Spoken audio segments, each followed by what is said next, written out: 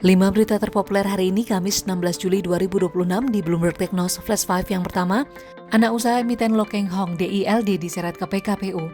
Bank Mayapada mengajukan permohonan PKPU terhadap anak usaha PT Intiland Development Tbk atau DILD, yakni PT Harapan Indah. DILD menegaskan gugatan tersebut tidak berdampak pada operasional kondisi keuangan maupun kelangsungan usaha perseroan. Pada kuartal 1 2026, laba DILD anjlok 76,66% menjadi 2,45 miliar rupiah, sementara pendapatan turun 3,3% menjadi 619,8 miliar rupiah. Sejak awal tahun, saham DILD juga masih melemah 15,33%. Kedua, OJK tetapkan aturan pembayaran manfaat pensiun usai putusan MK. Otoritas Jasa Keuangan menetapkan kebijakan baru sebagai tindak lanjut putusan Mahkamah Konstitusi terkait pembayaran manfaat dana pensiun. Peserta dana pensiun pemberi kerja kini dapat memilih manfaat pensiun dibayarkan sekaligus maupun berkala. OJK menegaskan dana pensiun wajib lebih dulu memperoleh pengesahan perubahan peraturan dana pensiun guna memberikan kepastian hukum, melindungi peserta, dan menjaga stabilitas industri dana pensiun.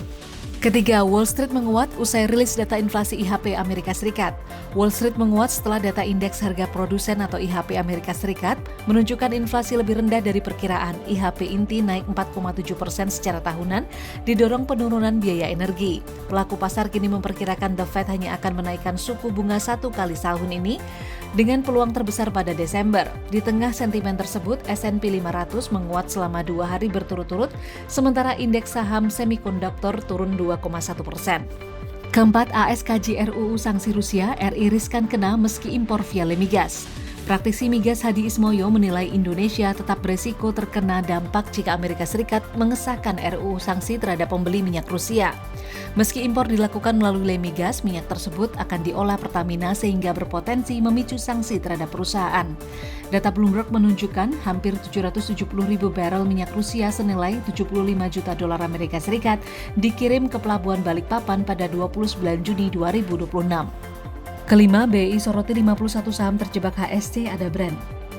Bursa Efek Indonesia menetapkan 51 emiten masuk daftar High Shareholding Concentration atau HSC setelah merevisi metodologi dengan penambahan indikator Price Impact Ratio.